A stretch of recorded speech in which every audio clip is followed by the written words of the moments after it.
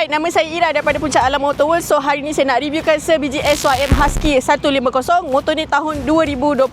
Harga jualan kita 6480. So motor ni dia datangkan sekali dengan Tory windshield yang dia dah tukar.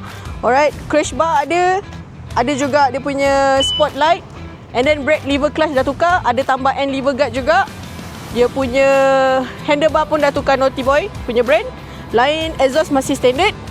Ada tambahan rack untuk belakang ni. So saya belanja bunyi dia sikit.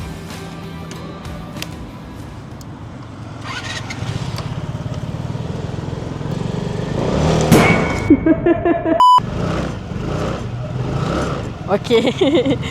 Okey, so untuk korang yang berminat boleh WhatsApp dengan sales team atau saya juga. So itu saja. Thank you so much. Bye bye.